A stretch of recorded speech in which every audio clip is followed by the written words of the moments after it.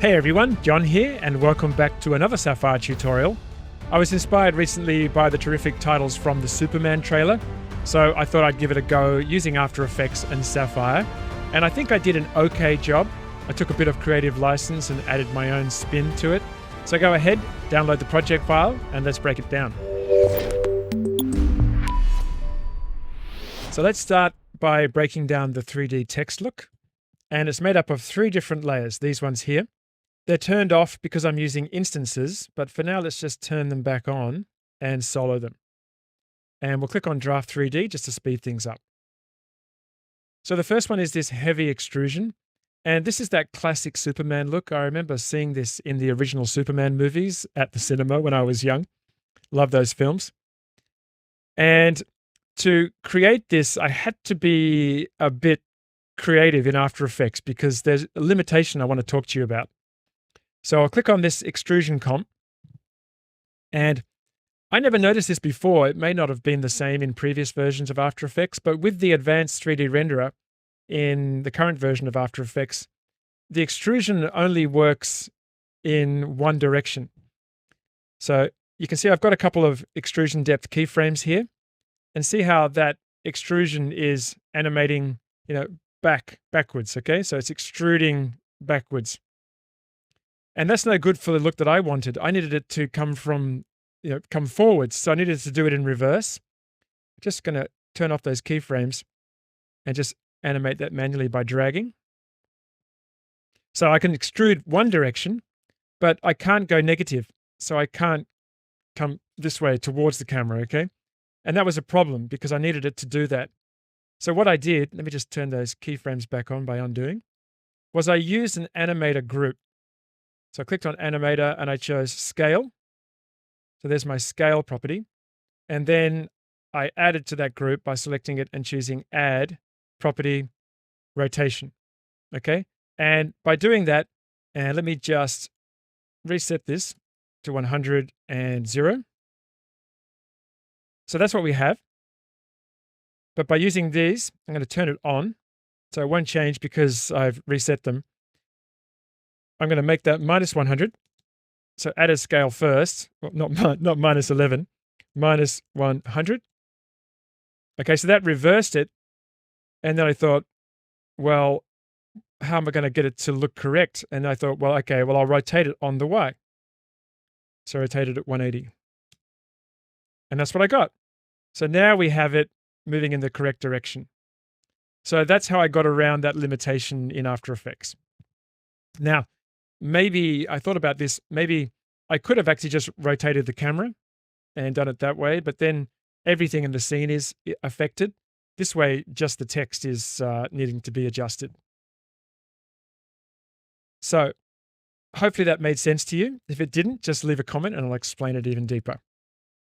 All right, so that's the extrusion. Let's just solo the base. So the base is reflecting an environment, and this is my environment here. So this is using the Sapphire texture neurons effect and also a little bit of gamma. So I've used it inside of Sapphire effect. So that's just being reflected in the text here. Just select text again. I'm going to hit U twice. And you can see here, I've actually added a couple of animated properties to this as well. Front color and front specular intensity and shininess. So I just turn those off. So it's blue text, but I needed this to be a little more metallic. So I changed the front color. I wanted the sides to be blue. So you can see the sides are blue there and nice specular reflection. But I wanted the front to be a slightly different color to match the trailer. So I just added this color here. And just, increased the specular intensity and shininess just to give it a bit more contrast. So once again, using animator groups to, fine-tune the look of the 3D text. And the last one is the outline. And this is interesting. I don't know whether I found a bug in this or not, but let me just turn on the checkerboard there. You can see it is actually an outline. And you can see here under the properties that fill is turned off. Okay. I've actually set the fill to black there. I'm going to just leave that off for a sec. But stroke is on, but see how it's set to 0? Watch what happens. Even if I increase the stroke value, it looks like the text is changing, but there's no change. And the only way that I can change the thickness of this is by changing the bevel. I come under Geometry Options. Bevel depth is actually animated because I wanted it to be thicker at the beginning. But if I increase this, you can see I can change the thickness, but you can see you're actually seeing the bevel. So I don't know, it's probably a limitation. You've also got this sort of crossover here of the geometry. And I know that there are, limitations with the advanced renderer in After Effects anyway. So maybe this is just one of those. But anyway, let's just turn off those layers again. I'll just lock those. We'll talk about the instances in a moment. Let's come down to the camera. Now, to create the orbit null, I just chose Camera, Create Orbit Null. And you can see that is parented to the orbit null. Hit P, and you can see I've set keyframes for the Z position of the camera. So that gives us that dolly back, okay? So we're going in reverse there in the negative value. And for the orbit null, I'm just animating the Z rotation, so the banking of the camera, okay? So that's giving us that move. Really simple. So we've got that initial movement, about 15 frames, and then just a little gentle ease back. I always think it's better to have that little ease because otherwise things are just static in the frame. It's nice to have that continued motion. Just like that. And I didn't mention this, but we talked about the base having the environment reflection. And of course, that's done using an environment light. So under Light Options Source, you can see for source, I have environment chosen. And that's the environment there that we talked about. So I'll just lock that one as well. All right, so now let's move on to the instances. Now, the reason I've used instances is because you cannot apply effects to 3D layers with the advanced renderer. You either have to pre-compose, which is what I did in my previous tutorial, or you can use instances. And in this case, instances worked out fine. To create an instance, you just select your 3D layer, right-click, and choose Create 3D Layer Instance. So let's start off with the extrusion. I'm just going to solo that. And it looks exactly the same because it is that layer, but it has the CC composite effect applied. So that's what gets applied when you create the 3D instance. So doing it this way allows me to, add more effects after that CC composite. So as long as that one's at the top, then I'm all good. So the first one I used was blur motion because the advanced renderer doesn't support motion blur yet either. So I was out of luck there too. Now if I just turn that off, that's the original, and back on again. And we just get a little bit of that streaky motion look just by adjusting the from Z dist and the to Z dist. If I just increase that a little bit more, you can see we can make that even streakier. So I've only really used those two settings in here. You can do things like you can rotate, and there's a lot of different settings in there to create some interesting looks. But here it was just really quick and easy just to fake that motion blur. Now above that we have the base. And here it's just CC composite. Just hit U. You can see there are a couple of keyframes though. We don't see it at the beginning. And then as the extrusion, or when the extrusion's almost finished, that text fades in like that. Just going to turn it off again. So again, I was using the trailer as inspiration, and I noticed that you couldn't really see that text at the beginning of the animation. It only sort of appeared at the end. So I just added a couple of opacity keyframes just to sort of fade that in. Okay? Because the hero of this at the beginning, at least, is the outline. So I'll just turn off the base, and there's my outline. And I've got a lot of effects applied to that. But we get a very strong outline at the very beginning, like that. So you can't see that base. It only fades in as we get to the end of the move. So let's take a look at these effects. I'm going to turn everything off. Okay, so there's my base 3D text. this one that we looked at before. So first of all, we've got a little bit of sapphire tint just to change the color. So tinting the lights, leaving the darks as black because it's white text anyway. After that, we have sapphire ultra glow. Give it a nice glow there. Bit of sapphire blur motion, same as I've done for the extrusion. Here I've animated the from and to Z dist. So we've got those keyframes there. So we have a little bit more at the beginning. So it fakes that motion blur, and then it animates down to the original default setting, so no blur at the end.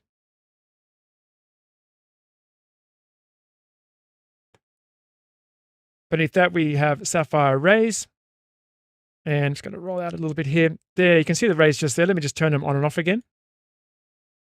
So these are, fairly light colored rays. I think they're either white or, almost white. I'm just adding a little bit of extra detail. I felt that the extrusion on the text wasn't quite enough. So I just wanted to add a little bit more detail in there. So a little bit of sapphire rays and animating the ray length and brightness. So you can see keyframes for ray length and brightness there as well.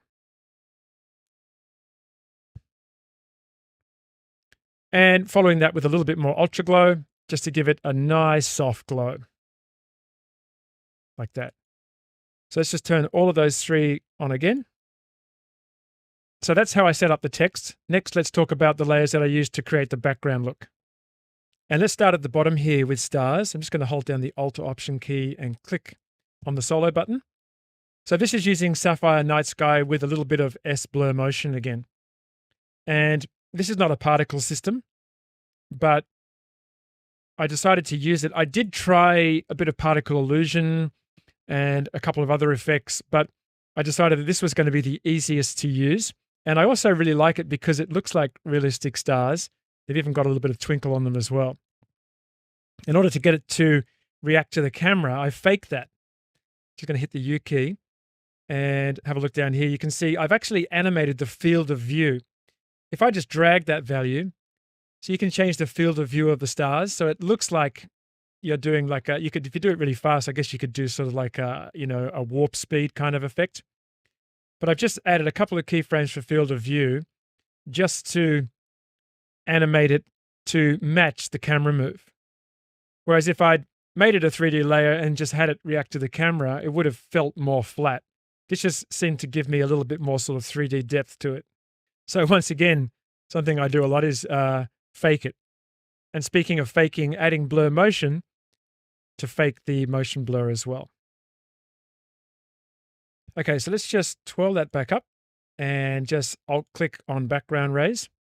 All right, so there's these beautiful orange streaks, and these were created using Sapphire Effect. So let's just launch the builder and take a quick look by clicking on Edit Effect. I've got previous selected nodes selected, so I'll click on Shape first. So this is Sapphire Shape, and I've got a circle because I just loaded a preset. And that's actually patched into the matte port of S-Dust. So that's matting out S-Dust. If I just take that off, you can see there's the full frame of dust. Notice how with dust that there's no motion. I've turned off all of the motion for this. And that's followed by blur motion. Again, blur motion to give us that beautiful streakiness. And just notice here that I've only turned on the parameters that I want to see in After Effects. Okay, so I'm just going to cancel that.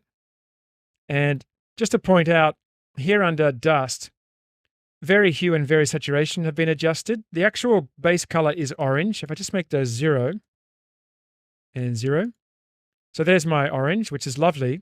But just by adjusting the Vary Hue and Saturation, I can introduce a little bit of more red there, a little bit more yellow, a little bit of white almost. So handy to have those. Just choose the main color that you want and just tweak the Vary Hue and Vary Saturation slightly. Very nice. And that's the 3D layer. So you can see it's moving with the camera. I just made it slightly bigger so that we don't see the edges. So far we have that. All right, now above that, we have all of these layers, these ones here, and these are the ones that are creating the main part of the background. Let me just turn these on. This look. So I'm going to turn these ones off. Let's take a look at this. Let's start off with terrain bottom. Okay, so this is using fractal noise. So the classic After Effects fractal noise effect. I did try various different effects for this, but I just felt that fractal noise was the easiest to sort of dial in for this particular look. You can see how we've got this nice movement in the fractal because the evolution is animated, and that's animated if I just press E twice using just a simple time expression for evolution. So it's giving us that movement. And under the transform, you can see I've deselect uniform scaling and I've scaled the height dramatically to 10,000. So bring that down, then we get that standard sort of fractal look like that. But by making it really high, we get this look.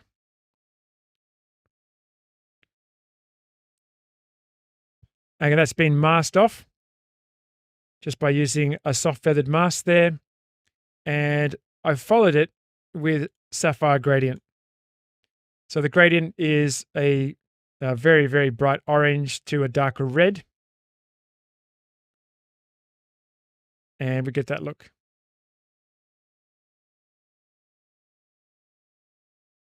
And I have actually added a couple of position keyframes just to have it slide in as the camera pulls back. So it just slides up into the frame. And once again, this is a 3D layer, so it reacts to the camera movement. So pretty simple. And I've called it terrain because I chose the terrain setting as the fractal type. There's also one for the top. Exactly the same, except I've done a different colored gradient. So this is the blue. So this is the red and blue for Superman, I guess. Just like that. Now, these are 3D layers, and you'll notice that there's a couple of point lights in here as well. Let me just turn those off. That's how they looked without the lights, but I've added in a couple of point lights just to brighten them up a little bit. There's my point lights there, top and bottom. Okay. You see the bottom one's red and the top one is blue. So I was pretty happy with that result, but of course I pushed it a little further and added my own spin on it. And for that, I've used the dynamic fractal type. Let's take a look. So let's focus in on the bottom one. So this orange one. So down here we have FN dynamic bottom. I'll just turn that on. You can see it's actually turned off here. I turn it on. We get this kind of weird look, this kind of intersection. We'll talk about that in a sec, but I'll just turn off terrain. So there it is there. So there's this beautiful sort of nebulous sort of fractal look. And it's been masked off down to the bottom here. And it also has sapphire tritone just to give it some color. But as you saw, if I turn on terrain, we get that sort of weird intersection because there's no blend modes with 3D layers. So I got a bit creative with this. What I did, we just turn it off. And below, you can see there's this glow bottom. So this is another solid layer. But notice how when I turn it on and turn dynamic off, you can still see the dynamic layer. That's because I'm using CC Composite. So I've filled the layer with red, and I've used CC Composite to allow me to use transfer modes or blend modes. So that's a really great way to be able to apply blend modes or use blend modes with 3D layers, is use CC Composite. And I've chosen the layer to blend with as my dynamic bottom. So that's why that can be turned off. Dynamic bottom can be turned off, and we still see it because we're using CC Composite. So those three layers together, so these, not that one, this one and that one, give you that look. So I haven't been using CC Composite a lot, but since 3D instances were introduced in After Effects, I noticed that it was there and I've started using it more. So let me just turn on this one as well. So FN Terrain Top and Glow Top. And you can see I've done the same for the top. So for the top one, there's Glow Top. I've just made it blue rather than red. Okay. So I don't know. I just thought that added a kind of smokiness, kind of nebula kind of look. Just made it look a little bit more dramatic, maybe. You know, you may prefer to have that off, but I think with the background rays and the stars and stuff, I just thought that added a little more interest and detail. Okay, so that's basically it. Just a couple more layers to go, including a lens flare and some ultra glow. So let's just turn off Draft 3D and let's come up and turn on lens flare. Okay, so there's my little lens flare, and I might just alt-click on solo just to solo that. So my lens flare is actually moving in 3D space, and it's only a 2D effect. So how is that happening? That's because I've connected it to a 3D light. And I've done that using, if I press E twice, this expression here, the thisComp.layer expression, and chosen the light flare positioner as the layer to link to. Okay, so that way it moves in 3D space as expected. Let's just turn on the instance text again. Bring that back on. So I just positioned the light at the base of the text, and the text isn't moving in 3D space. Remember, only the camera's moving, and that's often why I like to animate just the camera rather than the text. And the light will stay in position if that's the case. I don't have to animate the position of the light or parent it or do anything like that. Okay, so let's just look at the last layer now. I'm just going to alt-click and then just click again, just to show everything. The last layer is an adjustment layer with ultra glow. Just turn that back on, just to give a nice big soft blue glow. And I've got a blue afterglow as well. Adds a bit of haziness, bit of extra glow there. And for this, you can see I've just used a mask because I didn't want to add too much glow to this. If I just turn this off, I was getting a little bit too much glow at the top particularly. I didn't like that. So I've just masked that off just to make sure we get a lot of glow around here and none at the top and none at the bottom. Okay, so let's just take a quick look at the final look again.